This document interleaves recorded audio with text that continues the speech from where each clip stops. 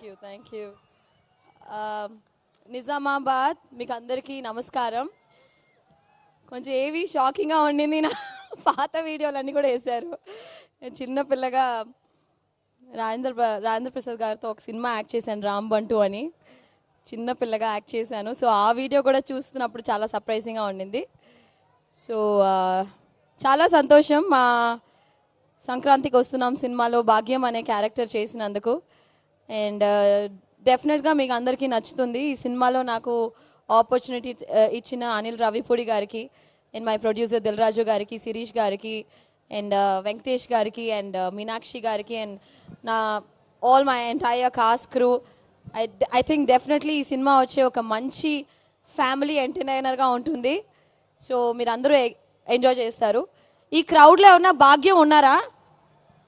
బాగున్నారా? నిజామాబాద్ భాగ్యం అని ఎవరు లేరా? భాగ్యం క్యారెక్టర్ ఎవరు లేరా? మీరు భాగ్యమా?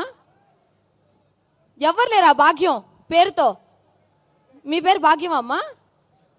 భాగ్యమా? అవునా? Okay okay. సో ఖచ్చితంగా భాగ్యం క్యారెక్టర్, భాగ్యం అనే రోల్ వచ్చి it will be very very special after the film. So thank you so much Nizamabad. Thank you. It was lovely being here. మా కోసం ఏదైనా 2 లైన్లు గోదావరి గట్టు మీద మీ నోట.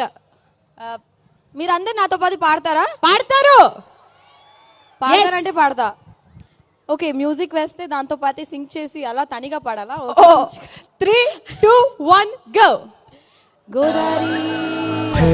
గోదావరి గట్టు మీద రామసలకావే. మీరు కూడా పాడాలి. కమన్, మ్యూజిక్ కట్ చేసేది వద్దు. మ్యూజిక్ అవసరం, మేమే పాడేస్తాం. ఓకే, రెడీయా? 1, 2, 3 గో. గోదావరి గట్టు మీద రామసిలకనే టింగిరి టింగి టింగి గోరింట కెట్టుకున్న సందమామనే. సందమామ అనంట్రా. మీరే పాడాలి. పాడండి. గోదావరి గట్టు మీద రామసిలకనే గోరింట కెట్టుకున్న సందమామనే.